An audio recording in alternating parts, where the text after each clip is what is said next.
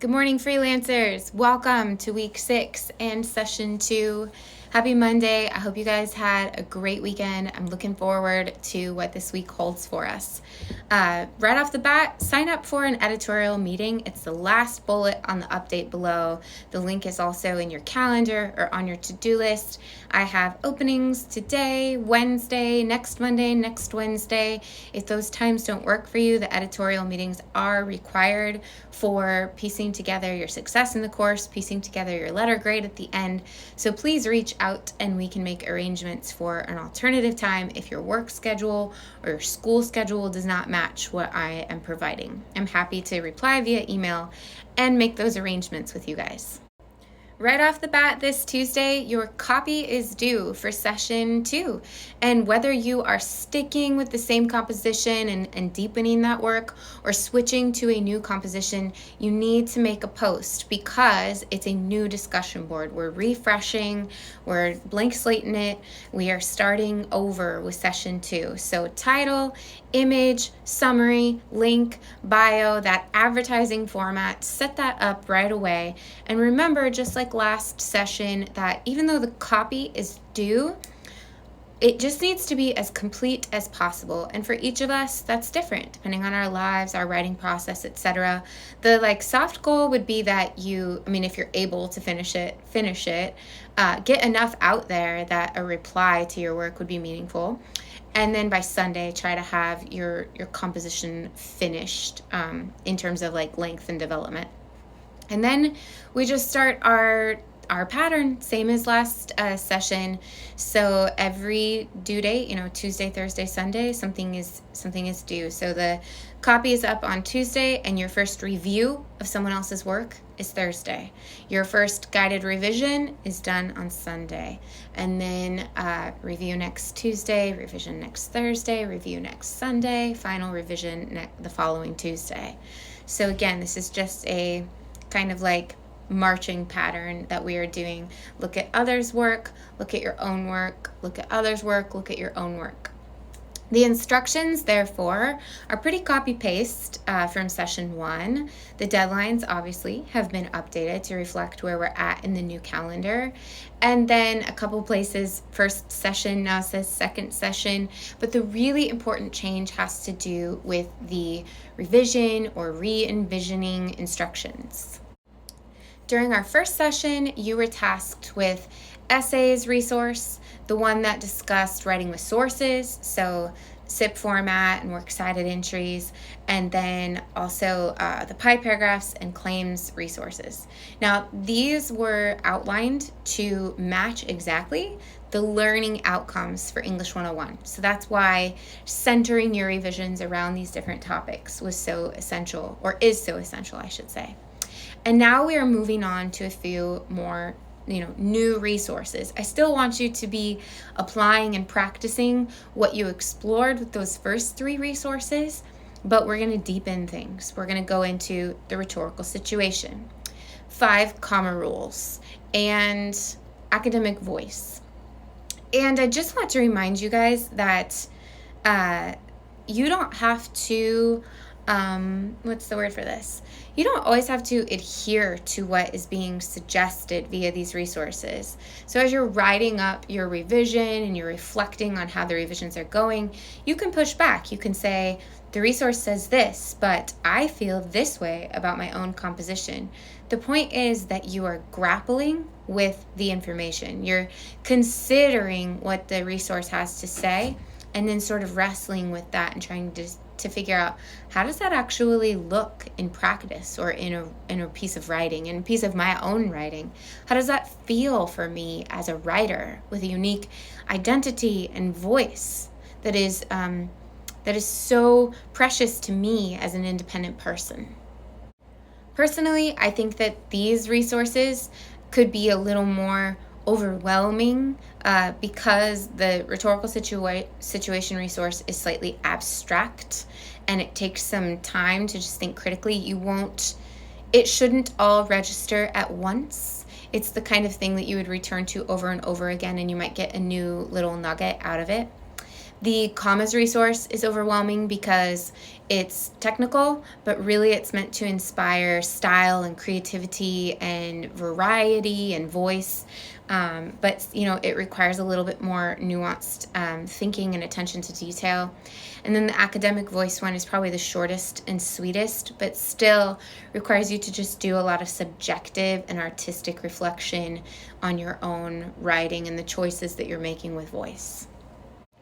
So be patient with yourself, be patient with each other, and be patient with me, because we are not here to perfect our writing. We're here to pay attention to our own writing, to have space where we can consider our writing and grow and learn and take command of that learning and decide for ourselves what we want to get out of this writing process and experience. That's going to be different for each of you. And I hope to kind of catch the tenor of your personal goals when I'm reading the revision reflections. So as much as you can give that away and give me guidance on how you want me to participate in pushing you or like giving you freedom, just kind of indicate that in those reflections.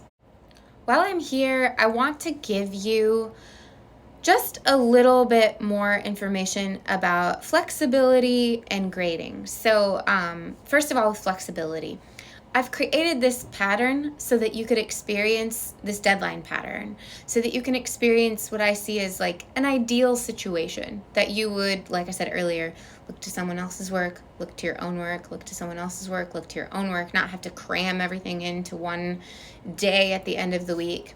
That said, I also give leniency when it comes to deadlines. So if you're running a day or two behind and something comes up, just get it done.